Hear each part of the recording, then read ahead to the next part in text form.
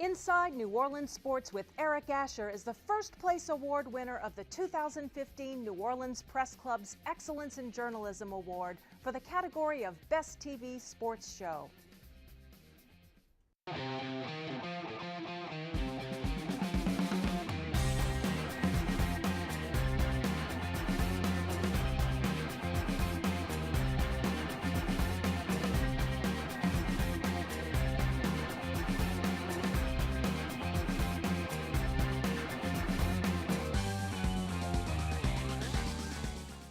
Good evening, New Orleans, and welcome to Inside New Orleans Sports. I'm your host, Eric Asher. Over the next hour, I'm going to cover a lot, maybe some things we rarely cover.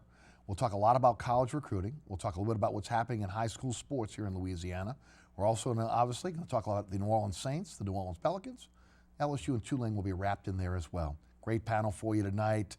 Jude Young of WGSO Radio and SportsNola.com, and Rene Nadeau of SportsNola.com and WHNO-TV. Gentlemen, thanks for coming down as always. Certainly appreciate y'all being part of the panel tonight. Thank you, Eric.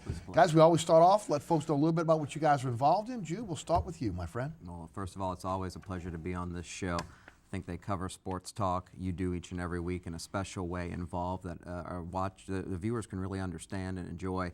I hope you enjoy what Eric and I do at WGSO Radio. If not, 9:90 a.m. He does a great show middays. I do a show Tuesday and Wednesday nights from 6 to 7, the Jude Young Show, just talking sports, and we certainly invite listener participation with the call-ins. And my main gig, SportsNola.com, webmaster, editor, a little bit of writing, awfully busy, and the man to my left keeps me busy this time of year with recruiting and National Signing Day just a week away. You're going to see fantastic coverage from SportsNola.com as recruiting wraps up for the class of 2016. That is gospel. That is gospel. Rene, welcome back. And thank you, Eric. Always glad to be with you, man. Always glad to have you, my friend. Please tell the folks a little bit about what you're involved in. And it's a lot, Rene. It's a lot. Even though things slow down about right now, right? I do a lot of things, nothing well, but I'm a football analyst with ESPN, ASN, Fox, and Southland Conference. Work for WFAN and CBS Radio in New York for some events in New Orleans. Of course, I do the Prep Recruiting Insider Show on Wednesday, usually with Rick. Jude filled in yesterday, did a great job. I write for Sports NOLA, and I think that's about it. But enjoy, very, very blessed, and always enjoy being with you, Eric. Always appreciate you guys coming down. I really do. Let's start off, because one of the reasons why I want to have you guys tonight is there's a couple issues that are going to be out there that we're going to be touching over the next couple days. And the first is the new classifications when it comes to high school athletics. And Jude, we'll take you first. First of all, your thoughts about what is going to happen. Tomorrow is supposed to be the big meeting, the big announcement. What do you think happens tomorrow? I think that we're going to see more splits and more sports. When it comes down to it, the LHSAA is about voting by principles, and you even hear the higher-ups in the organization who don't want to see a split talk about, in the end, it's a democracy. And right now, this democracy has more voters for the public schools than the private schools.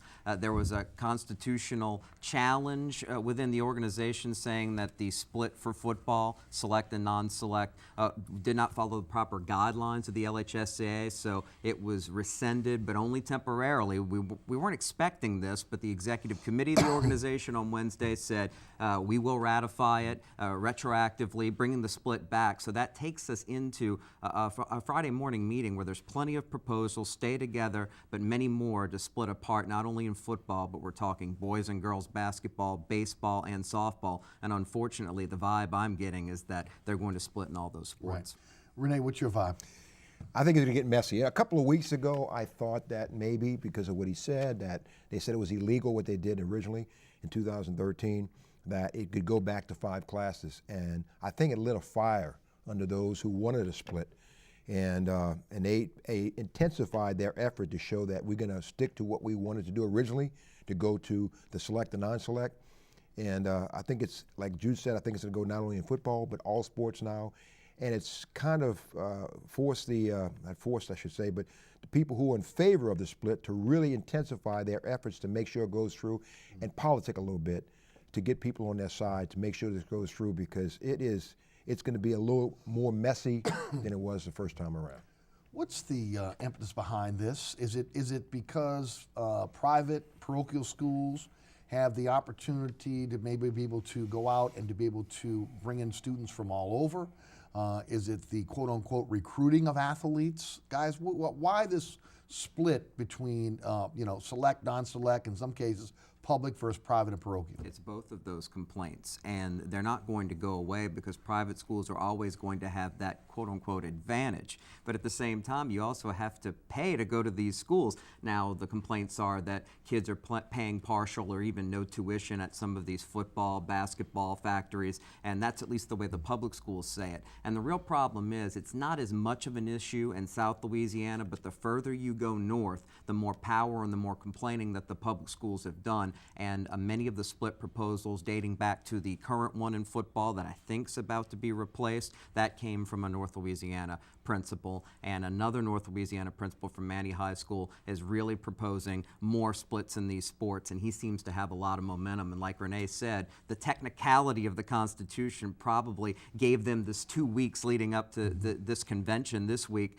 to put their ducks in a row and get what they want. This is like the haves and the have-nots in college football, where the top 5 are getting all the attention, because you got some public schools now that can even quote-unquote recruit. If you got some public schools that have had some success anywhere in the state, what's to say a parent and a child won't move from the north to the south, south to the north, whatever it may be, and attend that public school? Because if you're in the district, don't be mistaken into thinking that just the private schools recruit. Everybody does. A lot of people do, more than you think. And I think for those who have been left behind, if you want to say the non-top 5 in football, they feel like they can't keep up with paying the students and stuff, student athletes in college football. These can't keep up with the trend, and they complain because it's getting so far out of hand now that the split, I don't know where it's going to go from here, but you're never going to stop. As he said, you're never going to change the flow of the river. Never going to do that. So unless a part of it is a little bit, everybody wants a trophy. A lot of people want to get recognized that we're going to split it up so everybody gets a piece of the cake. What about rural versus city? That was an idea that Eddie Bonine proposed, and it looked like it had some teeth for a while. I don't think it's going to fly. Your thoughts on how Bonine has done so far?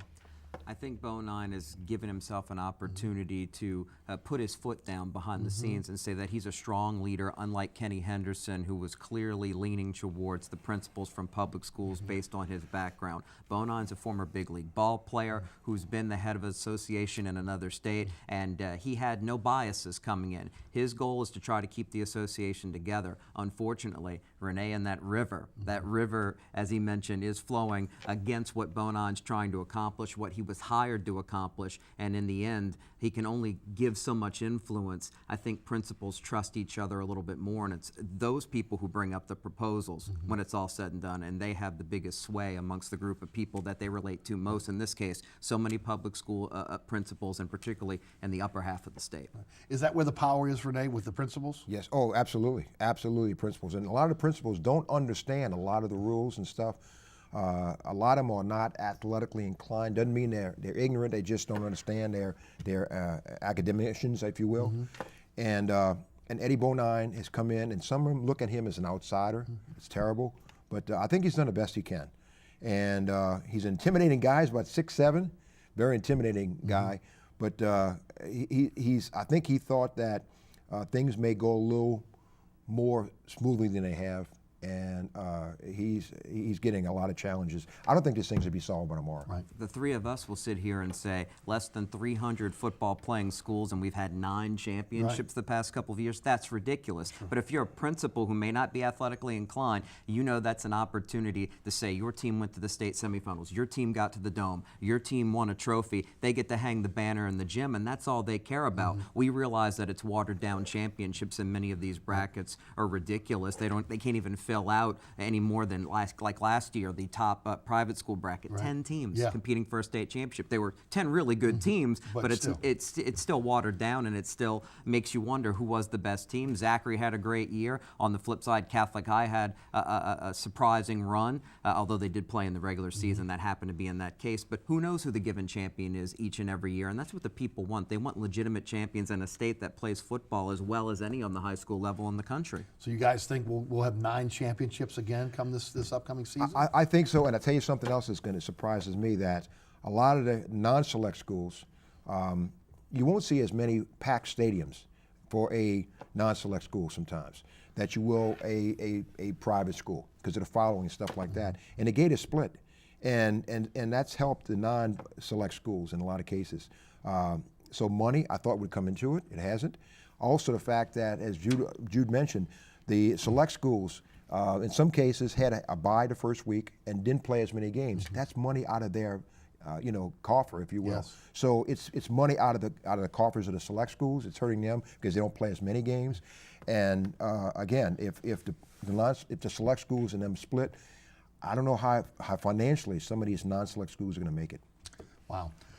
Let's move on to college recruiting. What is next Wednesday, signing day? And Rene, I'll start with you first. Talk a little bit about, first of all, the LSU class and what do you think? We're hearing the #1 class in the nation.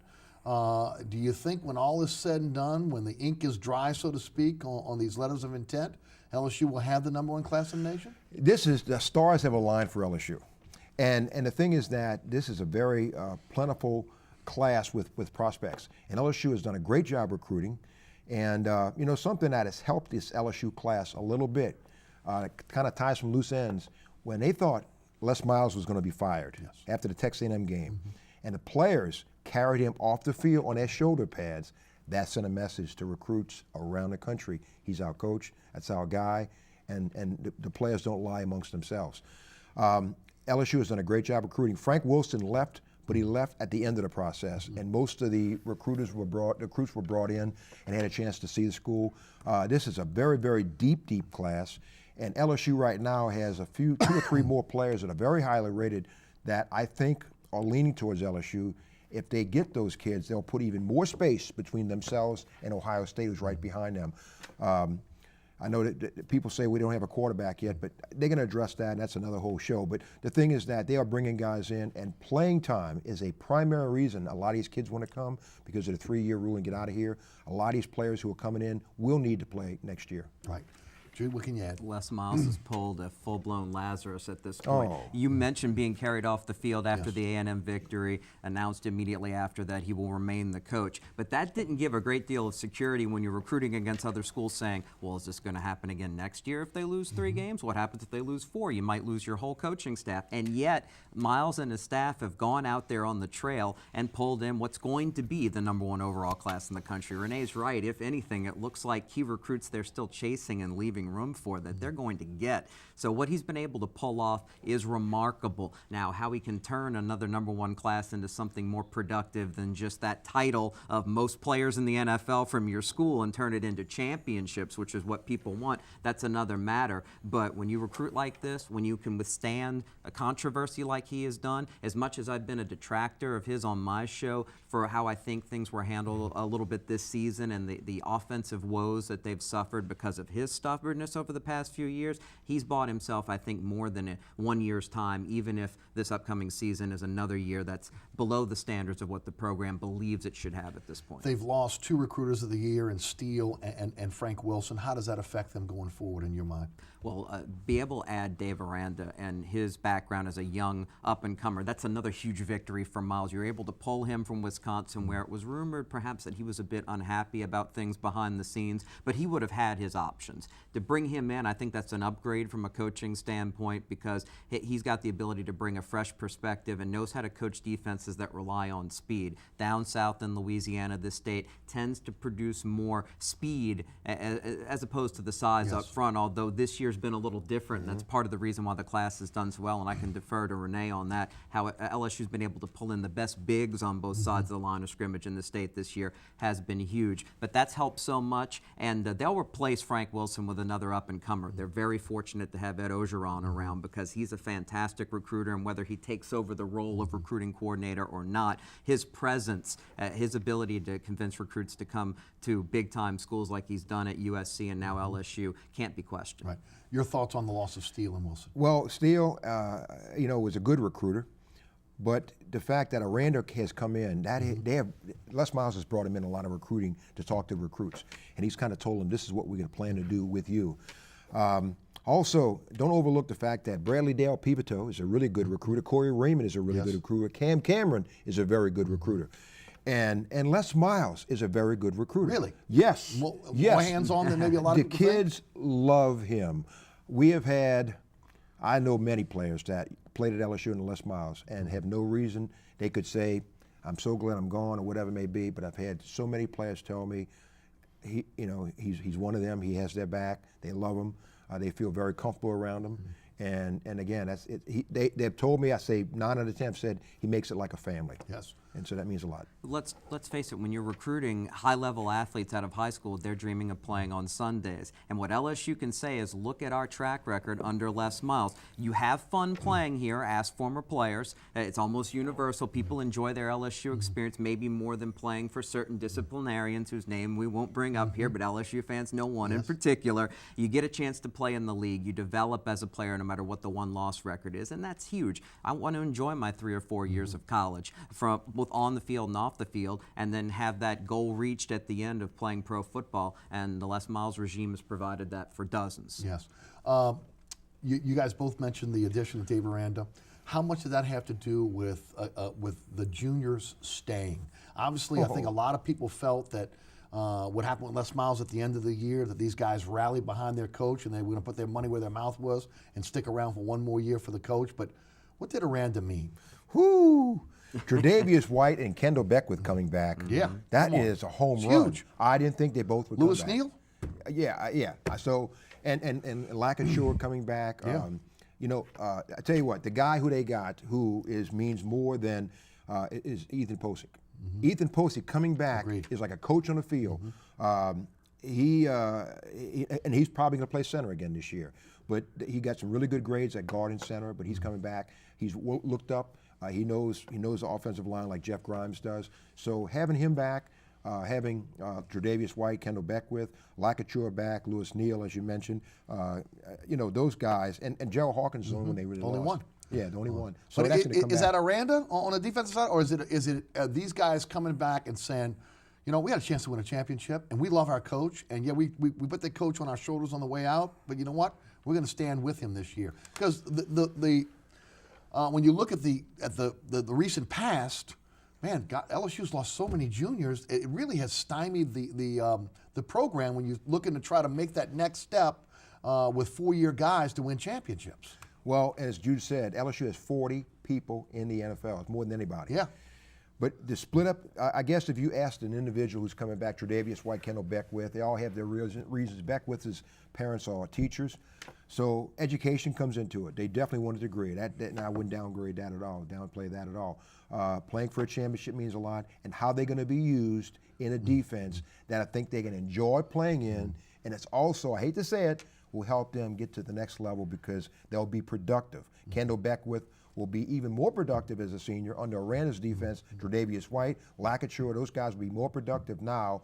That'll boost their draft status next year. But I think the fun of it, again, it's family. It's family, and I think the fact that they really legitimately feel like we can make a run at this. What could you add? LSU suffered over the years having players that even though they could have come back and improved their stock, they decided to take the risk and reward thing and go on the side of averting the risk in their cases. This year's group, the importance of somebody like Beckwith who decided I'm a middle linebacker who, if you look at the scouting report, it says maybe I can be a better coverage linebacker. Maybe I can be in even better shape to be more of an east-west mobile player and improve myself. So he's deciding to come back and play in a speed-oriented defense. Tre'Davious White has some injury issues. He's seen former LSU corners, the guys whose footsteps he followed in, be high first-round picks. He wasn't going to be a high first-round pick, but he believes that he's good enough to be. He wants to prove it. And Rene mentioned it, that people who understand their situations a little better maybe come from families who support the concept of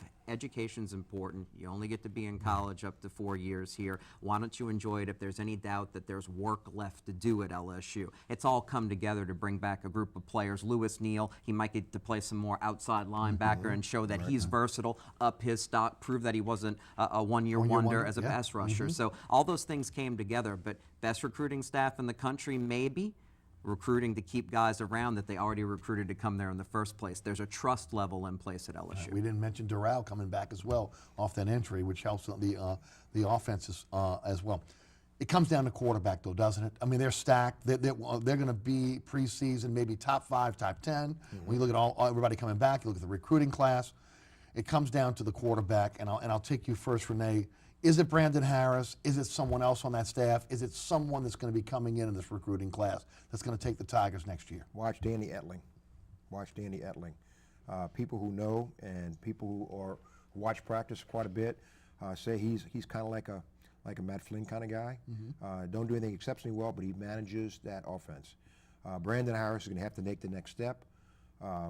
He's made some good plays against Texas Tech, but then he makes a bad throw, makes a bad decision. To be a quarterback, you don't have to be a super athlete or a #1 draft choice. You just have to manage the offense. And Danny Etling is going to get that opportunity. I don't know if he'll fill a role. You could see some of Etling. You could see some of Brandon Harris. Anthony Jennings, I know what's going to happen there. But Brandon Harris, you would think he would step up again. This was his real first year of playing. Don't consider the year prior to this. So his natural progression would be Brandon Harris would get better, but train's not going to stop moving. They have the Leonard Fournette, and they have a good offense and opportunities, and so we'll see what happens. But you're going to find out September. I know the fans don't want to hear that, but you know it'll come soon enough. And unfortunately, for this recruiting class, as good as it's looking, there appears to be a hole once more at the quarterback position. And the chase for Mr. Louisiana, the State Player of the Year, Lindsey Scott out of Zachary, is on. They've gotten on him very late in the process, and reportedly it's down for him to Maryland and LSU, but he's an undersized guy, and they may need to have to sell him on the concept of maybe you're the next Russell Wilson, same body type, a lot of the same skills, but he's going to point to pro-style offense, doesn't always know its identity from a passing perspective. Do I want to go there? Because it should be a no-brainer between Maryland and home state LSU, but that's the problem the Tigers are facing. Over the past few years, there hasn't been a lot of competition from year to year. It's been obvious who should be the quarterback, and they've been underwhelming with the one choice that was available. But he mentions Etling, who didn't have the best of times at Purdue, but Purdue is a down program with a talent deficit. Maybe this young man surrounded by talent can be that game manager, because look at what Alabama's cranked out. They've cranked out game managers who've been good enough to win national championships and even make it as backup quarterbacks in the NFL. Etling, physically, from what I've heard, has that kind of talent, and he's going to be surrounded by studs. And this year, whoever the quarterback is knows they can give the ball to Leonard Fournette and have a fleet of wide receivers who can play on Sundays too. Tulane's in a little bit of a transition. First of all, I'd like to get both your take on Troy Dannon, the hiring of Troy Dannon, and then kind of morph into Willie Fritz.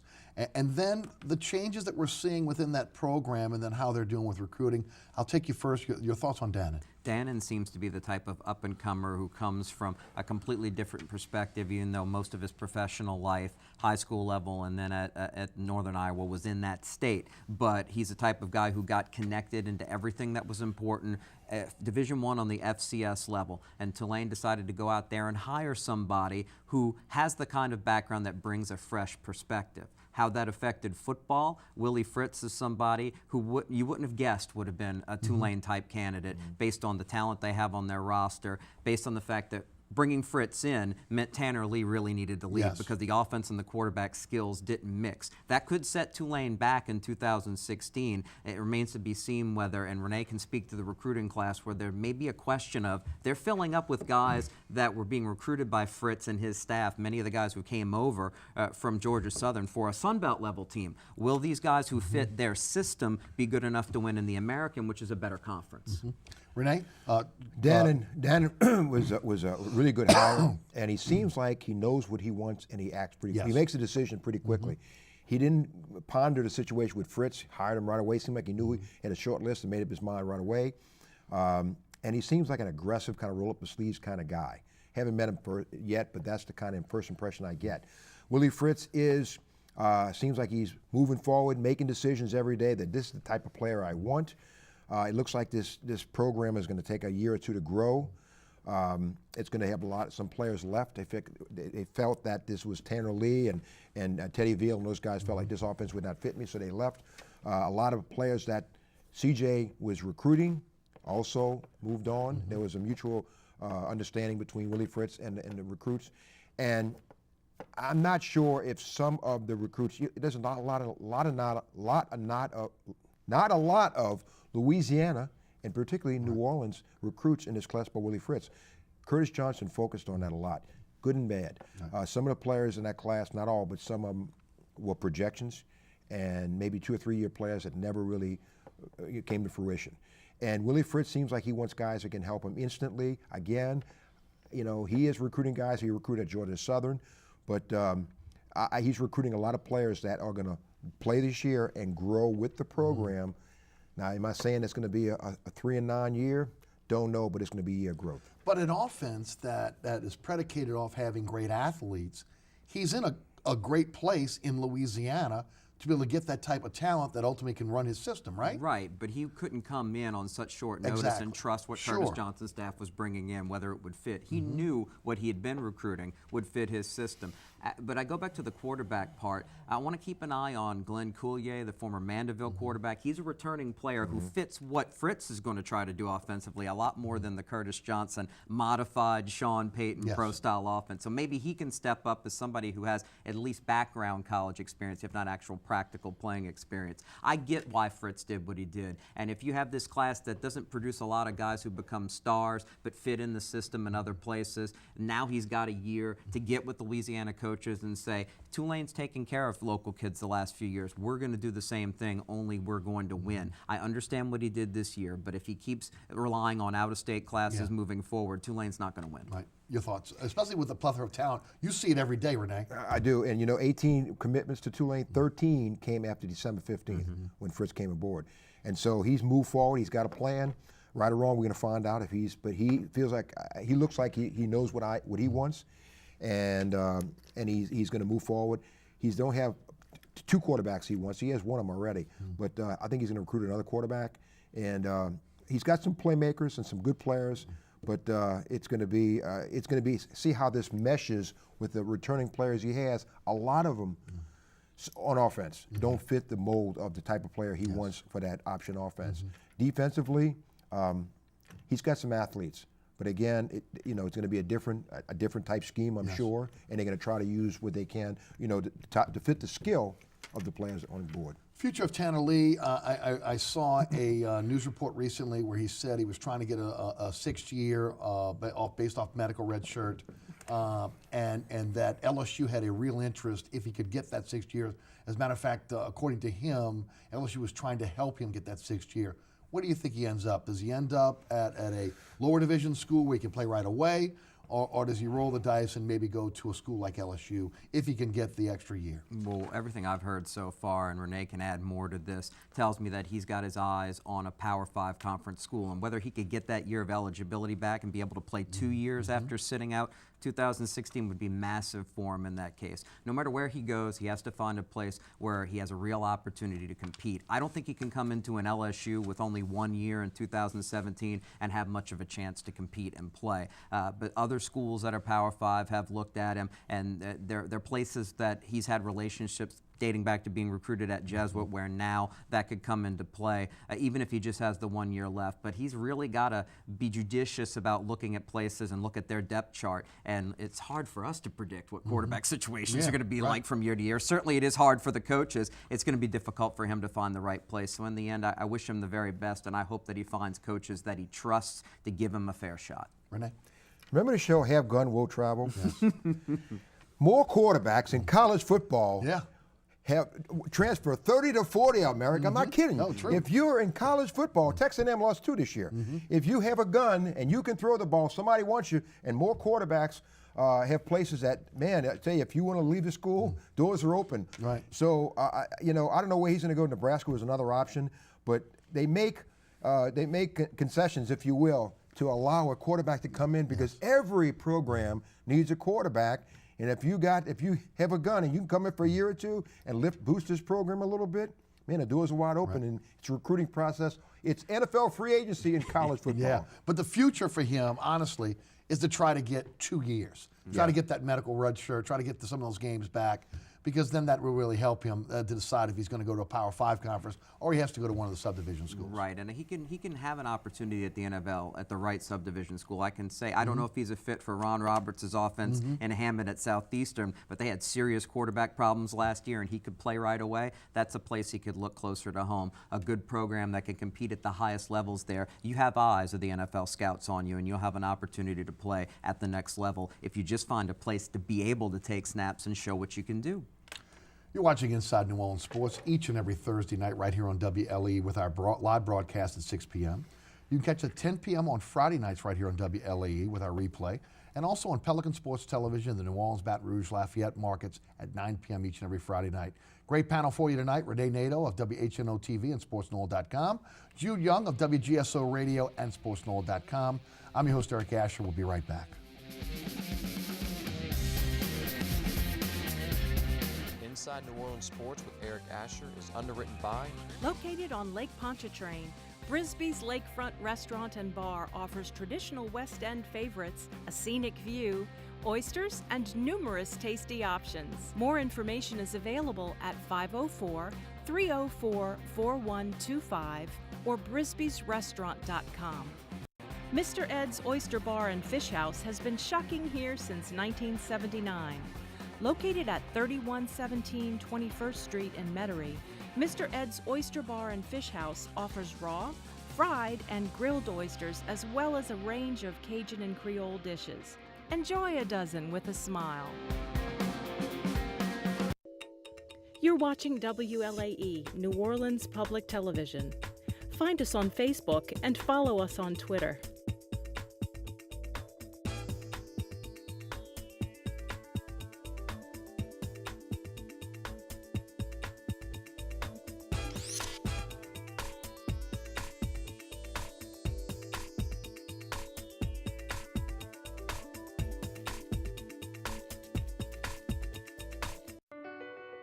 My life is full of statistics. Thing is, I could have dropped out of school and become one myself, but I didn't because I had people that believed in me. Here's another statistic. 7,000 students drop out every school day. That's one every 26 seconds. It's time that students know that we believe in them. Inspire a student and share your message of support at boostup.org. Welcome back to Inside New Orleans Sports. I'm your host, Eric Asher. We'll be going to the phone lines in just a few minutes. I want to talk a little New Orleans Saints with our guests tonight, Jude Young and Rene Nadeau. Guys, such a little bit of turmoil in the offseason, and I've asked every one of our guests over the last few weeks about their thoughts about what has happened thus far in the offseason. And first of all, I guess the first question is the splash reports that we heard all season long. Do you guys buy the splash reports? Do you think they were fabricated? Do you believe that Sean Payton was being shopped around? And if you do, what do you think happened one way or the other? And Jude, I'll take you first on that. I honestly don't believe that Mickey Loomis had any interest in losing Sean Payton in that partnership. But I think that on the other end of the spectrum, Sean Payton, his representation, it was one of those moments to say, okay, let's think about this. Do I want to move forward with this organization? Is it stale here for me? Do I just need a fresh start? And what it came down to after the season is there weren't as many suitors out there as I think Payton was anticipating. Now, I don't believe that he fell back into New Orleans. I believe there was a lot of passion in that hour-long press conference when he confirmed that he's saying, that says he has enjoyed himself here, that he has, and he's gone through the good times and the bad with this organization over a decade. I do believe that he wanted to be shopped around. He wanted to have options, just to think about where he wanted to be long term. Now I believe that if the Saints want him, he's in it for the long haul. The next thing that'll come will be the contract extension for Drew Brees, because Brees has never shown any indication he wanted to go anywhere else. And now since Payton's here, you know he wants to stay together with his coach. Rene? I think the ownership situation with Sean Payton had a lot to do with that. I think that he looked at that real hard and kind of flipped a coin. How's the ownership situation going to want to end up being? Drew Brees' situation, I guess in his mind, he has to feel how long is Drew Brees going to be? Is it going to be another 2 years? I thought he'd be here 1 more year, maybe 2 more years with Drew Brees, but that renegotiating his contract or readjusting it a little bit will kind of free up some money. Yes. But I just think he just had a heart-to-heart talk with himself and just felt like, all things considered, this is the best place, and that kind of thing. You guys, and I've said this from the beginning, I do believe that Sean Payton was shopped around. I do believe that the splash reports came from Sean Payton's camp. But with that said, I think that everyone that's truly a Saints fan, or those of us that cover them in the media, I think we got to be happy that Sean Payton is returning. An energized, focused Sean Payton can turn this thing around quicker than the unknown coach that may have come in. He said, have gun will travel earlier. I'm going with the devil you know is better than the devil you don't know. And this franchise hasn't had a great deal of success hiring coaches over its many decade history, but Sean Payton has been a success. You know that Payton and Breeze are going to put up a top 5, top 6 offense every year, which means if you can get the defense right, you can win. If 7-9 is your floor, that's a pretty high floor, and you have the ability to spike up and be competitive. All Saints fans in the end have been frustrated where things have gone the past couple of seasons. But I think a large majority of them understand that you have a winning coach and quarterback combination, and that's 80% of the battle in the NFL. They've not gotten the job done in drafts and in big-time free agents on the defensive side of the ball. It's hurt them badly, but they took a big step in the right direction with one really good draft, another one this offseason, renegotiate Breeze's contract to free up a little bit of money to get things straight. Maybe, just maybe, you can compete for a playoff spot. The only daunting part is that team we're going to be watching a week from Sunday. The Carolina Panthers are no flash in the pan, and they're your NFC South rival. That's true. Rene, you know, the thing is that Mickey Loomis does do a great job with that, you know, moving around some dollars in the salary cap and everything. But, you know, if you look back in the history of the New Orleans Saints, it was almost like upper management took the Germans in the Second World War. I mean, the way that some of the decisions they made, you know, having you got astronauts running things. Yeah, I mean, really, where did you come up with this? But the thing is that be careful what you ask for, because, you know, let Sean Payton walk and we'll get a number 1 and number 2. It didn't look like it was going to happen. Right. And you don't know what you're going to get in here. And you got some stability with Sean Payton. He knows the lay of the land, and it's a good situation with him and Mickey Loomis. The scouting, everything, you know, with Ireland and everything coming in, I think that's going to be, Jeff Ireland coming in, I think that's going to be a good fit. And that's, I think you'll see the fruits of his labor in this draft. 866-3200, 866-3200 is the phone number. We'll go to the phone lines in just a moment. Guys, changes in the coaching staff. We know Dan Campbell's been brought in. We know Joe Lombardi's been brought in. Aaron Glenn has been brought in. There's a rumor out there right now, which is unconfirmed, that Curtis Johnson is back on their radar. Again, no one's been able to confirm that. We'll see if that happens down the line. But your thoughts on them bringing back guys they're familiar with, guys they know, guys that have been part of this program to coach this team going forward. Over the past couple of years, Dennis Allen and now Joe Lombardi have been part of a winning combination. And you know that the best days the Saints have had under Payton, those guys were on the staff. Now you bring in a different look with Dan Campbell, who earned a lot of credit for what he was able to do to keep Miami competitive and stable in a difficult situation, taking over as an interim coach after a month into this past season. And he had a team that kept competing despite some obvious weaknesses there. And what they did, Miami, at the end of the regular season, knocking the Patriots out of the #1 seed in the AFC, that clearly affected their season and showed how hard these players were playing, not only for their future, which they understood, which tells you that the leadership there was good to keep guys focused on the big picture, but they were playing for Dan Campbell. Now he's the assistant head coach, offensive side, something new for the Saints. Joe Vitt, who is, I always refer to him as the conciliary, if you will, to Payton. He wasn't going anywhere. So you have 2 assistant head coaches. That allows Payton to take a further step back. And I like head coaches in the NFL being in the CEO role so that they can oversee things, put out fires, and put together that master game plan, that master concept of what direction we're heading in, and being able to observe a little bit more while still being one of the best play callers in the league. You get the best of both worlds. Your thoughts on bringing the gang back? Dan Campbell, you know, and the thing is that Jude talked about it. He really, his credibility really went sky high with what he did in Miami.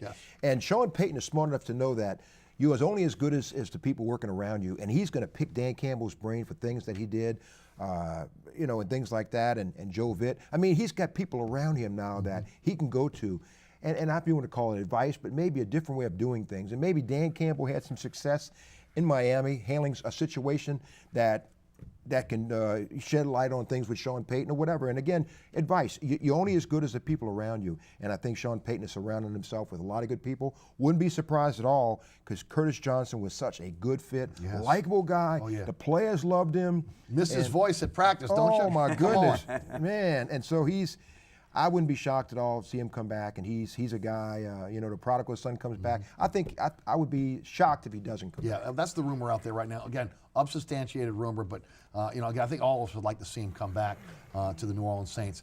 Guys, before we go to the phone lines, Senior Bowl this week, the entire contingent of Saints brass is there. I mean, everybody's there. Something good to see. Peyton didn't go last year, which again I thought was a mistake, but they seem to be more focused. They understand what's going on forward. Your thoughts on the needs of this team as they go into the draft? I think they realize that the defense is still a work in progress, and the Senior Bowl is where you get a look at throughout the week. More important than the game, to be able to see how guys react with different matchups in the trenches, one-on-one, team drills. This is an area where the team needs to improve, and their biggest need, I think, on the offensive side of the ball. Some may say another playmaker at wide receiver with size. I say let's get the interior of that line completed, that project of rebuilding. They have a great center now, but the guard spot needs to improve so that the Saints can be a more balanced offense, and if they need to, they can go into a game and maul people, because the ability to be balanced opens up everything for Breeze in the passing game. That's clear. But on the defensive side, they've still got to get better on the front seven, and pass rush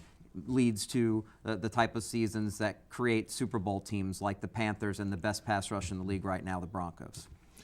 There's almost every position on that team has to be addressed in some way, shape, or form. And I say that offensive line, certainly a tight end, a wide receiver. You're not going to do it all in the first round. But on defense, what you need are two players, a rush guy or a front guy, and a defensive back that the offense has to game plan for, that they have to know where he is. If it's a cornerback or a safety, a defensive end, defensive tackle, or linebacker, somebody, two guys that the opponents have to know. I have to know where this guy is, how he's playing. We have to account, maybe put a blocker and a half on this guy. Right.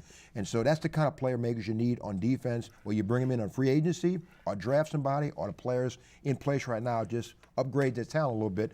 But you certainly need to upgrade that, and again, every position. I wouldn't be surprised late in the draft, they bring in a running back. Really? Yes. Let's head to the phone lines. Let's hear what the audience has to say. 866-3200 to Greg in Houma. Greg, welcome to Inside New Orleans Sports. Hey, Greg. Yeah, I got an observation, and then I'm going to ask a question. The New Orleans Saints, in my opinion, are about 7 or 8 players away from winning. I mean, we don't have any dominant players. We don't have none of those. So, to me, that's a couple of years away for winning today. So my question is, how do we win today is it by coaching, or is it by scheme? Is it by Sean Payton being more aggressive? Or how do we win today with the players we have, as opposed to waiting till we get those 7 players and winning? Thank you for the hang phone up call. and listen. Renee? This sounds crazy, but it's not always the best teams that win. It's the teams with the most depth. Right. You see every team in the NFL, how many players did, I think 75 to 80 players, the Patriots had on their roster this year. So as the process goes along from week 1, it's the team with the most depth, because injuries are going to occur. So I guess this is why you need not only good frontline players, but support players, and that includes drafting, whatever it may be. Scheme has something to do with it. Luck has something to do with it, but you have to know how to stock your team properly. Well, if you're looking for depth, the draft is something they have not hit on. With the addition of Jeff Ireland last year, it looks as though this past draft, is going to be a draft where we're going to have some players going to be here for a while. This is a critical draft for this team going forward, but your thoughts on Greg's call? Well, if you're looking at one area that has to improve, it has to be the pass rush. That makes that back 7 look a whole lot better if you can rush the passer. That has to be stressed. If they can find a playmaker or two, and maybe Haloi Kikaha in year 2 takes that next step forward, but he's not a true speed edge rusher. I think Davis Tull, who took that redshirt year, was a 5th-round pick. He could be the type of guy who could come in and provide an impact off the edge, but they need to find speed pass rushers, because getting off the field on 3rd down is the key to success on defense in the NFL. If the Saints become a team that's elite in that category by hitting on a draft pick or 2, just a couple of guys could make a huge difference, because I like the youth they have in the secondary. They may not have that stud, that all-pro player, but let's keep an eye on Delvin Breaux. He might wind up being that guy. Year 2 in the league, as well as he played, turning more deflections into interceptions as he learns his craft at the highest level. Maybe some of the answers are already in the building. To New Orleans and Peter. Peter, welcome to Inside New Orleans Sports. Hey, Peter. Hey, Eric. Good talking to you. Nice to have you on the show. I want to follow up about LSU that you all were talking about a little while ago. Yes, LSU has recruited the #1 class, and they have a lot of talent, but the only position that is not a championship caliber at LSU is the quarterback. #1, Etling is a complete unknown. How you can rely on him is beyond me. Brandon Harris was playing well against lesser competition. When the competition stepped up in class, Brandon Harris stepped back. He beat Texas A&M, but at one time he was 4 for 17. Les Miles even said that in his press conference, and it was unsatisfactory. Now, the other point I want to make is that Brandon Harris's inaccuracy has put some of his receivers in harm's way. Yes. If you remember the Ole Miss game, Traven Durrell was in the end zone between two Ole Miss defenders. Brandon Harris threw the ball 2 feet over his head. Traven Durrell had to jump for the ball, and by the time he came down, he had torn his hamstring. So sooner or later, Brandon Harris's inaccuracy is going to cost LSU in terms of some injuries to some wide receivers. So it's beyond me, again, but Les Miles, here we go again, hasn't recruited a quarterback who can play. And with the schedule the way it is and so forth, Brandon Harris, I don't think is the answer. And I'm disappointed in Les Miles and the whole thing, and I got to believe that he's going to be in the same position next November that he was in last November. Thanks, Eric. Peter, thank you for the phone call. Your response? That kind of feeling from LSU fans that have had it with Les Miles, they're not going to go away until the answers at quarterback come. If LSU gets solid quarterback play, even against the best of opponents, LSU is going to have a chance to compete for SEC and national championships. The Brandon Harris issue that came to light that I think is important is the sports hernia injury that was apparently suffered early in the Alabama game, and that led to an immediate drop-off in his performance the rest of the regular season. He clearly played better against an inferior defense in the bowl game. Texas Tech is a terrible defense, but he played well. That gives you hope that another year for a true junior to work on his mechanics, work on his understanding of his reads, and become better, that he could be a player. And Etling is somebody with starting experience in major college football who comes in to compete. I'm not saying LSU fans have a reason for confidence based on recent track record of in-house high school quarterbacks turning into good starters, but let's give Harris one more year to have the opportunity to compete and to grow. And let's see if that injury was part of the equation and we see some improvement from him, because he has great talent. He's grown as a leader, and I do believe that he can still be successful because there were signs there. Go back and look at the replay of that Florida game and tell me he didn't look like a top-level SEC quarterback that could take a team to a championship. Rene? You know, the thing with Etling, what I was mentioning earlier, and that was good remarks that Peter made, but I've been told by people who are on the team and around the team that Etling has looked good. And so this is not speculation. Yes. People have watched him. And if you have to count on a freshman, this is not like the NFL where you can bring in a rookie and maybe he can, by the 3rd or 4th game of the season, he's going to be good. Right. If you have to depend on an 18, 19-year-old kid in the SEC, that's not going to happen. No freshman signee is going to come in and take this team to the next level. That's not going to happen. If anybody counts on that, Felipe Franks, his son, would not have taken his team to the next level. He had to split time with someone else until he felt comfortable in the position. But a freshman is not going to take a major college team to the next level. And of course, they haven't had any junior college transfers that they've been able to bring in as well, which I think a lot of people thought they might go in that direction, but that just has not happened. But last year, Chad Kelly was available, and he picked Ole Miss over LSU. Yeah, Clearly, LSU was in on the right horse to win him the race. Unfortunately, went to a rival and led them to the Sugar Bowl. It happens. Great point. Toby is in Gretna. Toby, welcome to Inside New Orleans Sports. Hey, Toby. Hey, Eric. Any chance that LSU AD will fire Cam Cameron after the signing day period? And I'll hang up and listen. Thank you. Toby. You think Cameron? I think Cameron's here to stay, right, for the whole season? He would have been gone. He would have been gone already. He'd have been gone already. And the thing is that actually, I think about an extension with him, but so it's not. It's going the opposite way. They get talking about an extension with Cam Cameron. If they would have made a move there, it would have happened. You surprised that Harris hasn't gotten better under Cameron, or hasn't gotten better as quick as maybe we thought he would under Cameron, considering what he did with Mettenberger? Well, I mean, every individual case is different. Mettenberger was a guy who was slated to beat out a very good quarterback and be the starter at Georgia. I mean, he was in position before a weird off-the-field incident derailed him, and even Mark Richt admitted he shouldn't have allowed Mettenberger to have to leave the school as a result of it. The young man came here, and he still had to sit out a year after transferring from JUCO because he wasn't deemed ready. That tells you a lot. It does take time for guys to develop. So that means Mettenberger was out of college, out of high school 3 years before he was ready to play.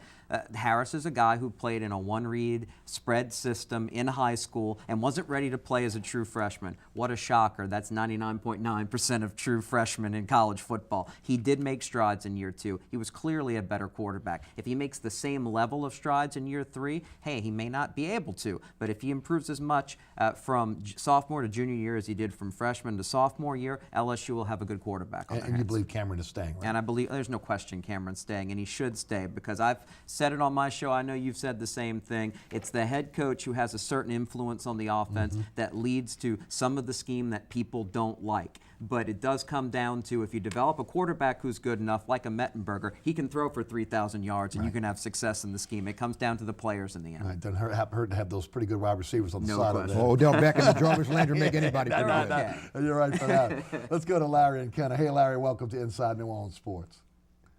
Thanks for taking my call. Thank you for calling, Larry. Rene, Jude, how y'all doing? How's everything, Larry? Thank you. I agree with y'all. Y'all hit the nail on the head. Sean got surrounded with nice, talented people, and Mickey's out there. They're in full force over there. Man, they're gonna have a good draft. And I tell you what, you better buckle your helmets, because you're going to see a different team. You can look back at the tape last year during mini camps and all, training camp. Jude, you know yourself. It looked like it was a three-ring circus out there. Peyton didn't care. He was out wandering around. He just wasn't there. And now you look at him. He's got the eye of the tiger. He's ready. And I guarantee you, we're going to have a winning season. Jude, see you at training camp, my man. Thank you, Eric. Thank you, Larry. Appreciate the phone call. Reginald is in New Orleans. Reginald, welcome to Inside New Orleans Sports. Hey, Reginald. Yeah, how you doing? Doing great. Thanks for the call. My question is, what are the avenues are we going to take to determine a Super Bowl contingency without the draft? One more time, you broke up on us, if you would. Okay, unfortunately, we lost Reginald. If you got this in the control room, guys, what he said, I'd love to answer the question. Guys, we're going to switch gears for a moment. I want to talk about the New Orleans Pelicans. Struggling since the season started. I've said before that this team that was predisposed to injury just didn't look like they could be able to play the type of system that was put forth by Alvin Gentry. Now we're getting close to the All-Star break. The franchise, the upper brass of the franchise is trying to bank on the fact that they're in this 7-game homestand, that somehow, because the West is not as good as it was last year, that they're going to be able to eke into the playoffs here. I'm not a believer, but because I don't think fundamentally the pieces fit with what Anthony Davis can do and what this coach wants. Jude, you follow this very closely. Your thoughts? Well, I completely agree that I don't think the pieces fit, because the pieces have to be better around Anthony Davis than a lot of the other superstars in the league. What we've learned about Davis now since Alvin Gentry's come in as the coach and tried to give him more responsibility to put the ball in his hands to make it happen, we saw it very early in the season. Davis at age 22 is not there yet in his development to be a guy as a big, whether it's high post, low post, whether you're looking at he's not a Shaquille O'Neal type player. Nobody's that strong. He's not Tim Duncan yet. That's years in the making. He needs help. There's a reason why he scored 7 out of 10 baskets off of assists. He's got to have the type of guys who fit within a system that make it work for him. It's not there yet. He's not there yet, but you do have him for half a decade to build on. As far as this season goes, the pot of gold at the end of the rainbow is maybe slip into the 8th seed and get pummeled by the Warriors again. I'm not too excited about it either. I'm not either. No, I think they have some pieces. They have some pieces, but they don't all match. It's not a puzzle right now. But the thing is that Alvin Gentry's offense, I don't disagree with what he's trying to do. I don't think he has the players to fit that program. Also, I think that it's a motion offense, and they're trying to move the ball a little bit. And players are winners, and they get frustrated. They may throw the ball. I'm just using an example. Instead of passing the ball 3 or 4 times, they might pass it once or twice. It's not working. Let me go for a shot. And so they want to take it over and win, and I think players want to win. And I think there's been that feeling of anxiety. I want to change things, and I think I can do it. And when a guy starts taking the ball, it's not selfishness, but when a guy starts trying to take control sometimes and trying to help the team win, it starts to fraction a little bit. Watch the Warriors, watch the Spurs. What Rene said is so true. The ball doesn't stick in their half-court offense. They move it so quickly. There's second and third movements off the ball that create the right kind of shot they're looking for. The Pelicans, a lot of times, especially when the ball gets in the hands of Tyreke Evans, or to a lesser extent Drew Holiday, who's more of an old-school point guard when you ask him to be, the ball doesn't the ball does stick. They go more for the screen and roll, pick and pop type game instead of being able to make a defense work. And how that can pay off over 48 minutes and the long slog of an 82-game season. They don't have those type of players, and I know in a perfect world, Gentry would be able to bring what's working with the Warriors, because he was a part of building it, to New Orleans. They have pieces, but maybe those pieces need to start being shipped to other places to get the right puzzle pieces. Well, I agree with you, and I think it has to happen very quickly. Again, as good of a player as Tyreke Evans is, he does not fit with Anthony Davis. Eric Gordon is a nice shooter at this point, but he needs, honestly, you need a different type of player there. I happen to think the only three players that you hold on to on this team are Drew Holiday, Ryan Anderson, Anthony Davis. Everybody else is movable on this team, and I would try to do my best to be able to re-sign the forward back next year as well when you start talking about Ryan Anderson. Well, here's the problem with Anderson. He's in for a big payday because he's proven he's healthy again. No doubt. He took contract year seriously. Do you want him to be the second highest paid player, even with the cap going up on your team? Especially when you could have gotten a guy last year like Greg Monroe, for which you're almost paying the two centers that you have now. Reginald asked, what is it going to take for this team, for the Saints, to make it to the Super Bowl? What's it going to take to change this thing around and make them contenders once again? Kind of pass to Rene. No, I'm kidding.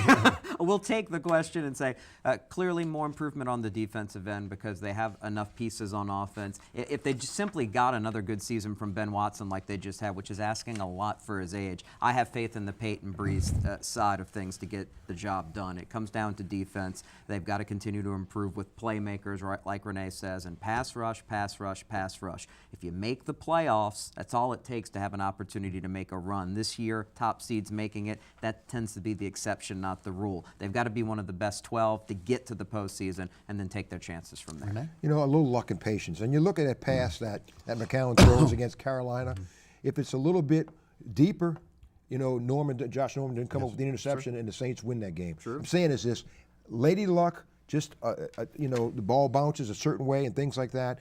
I'm not saying the ball bouncing the wrong way has had everything to do with the Saints losing this year, but things like that, if they beat Carolina, does the confidence level go a little bit?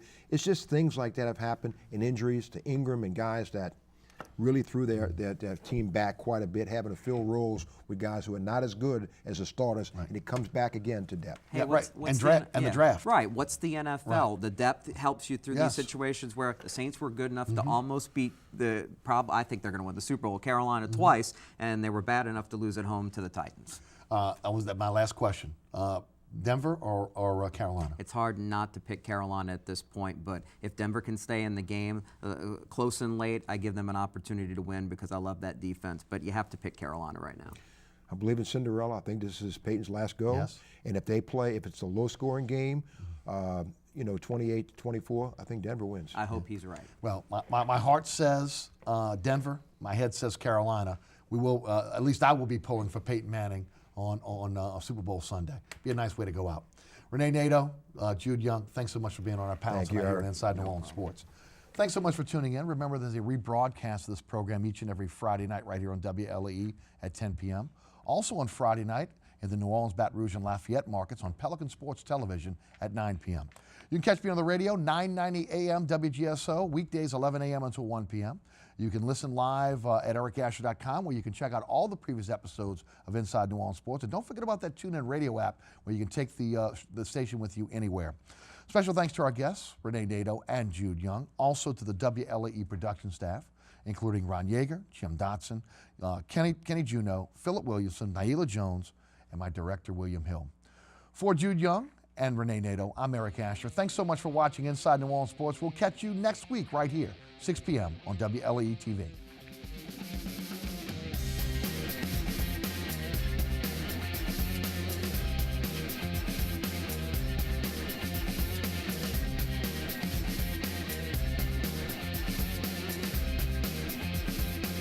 Inside New Orleans Sports with Eric Asher is the first place award winner of the 2015 New Orleans Press Club's Excellence in Journalism Award for the category of Best TV Sports Show.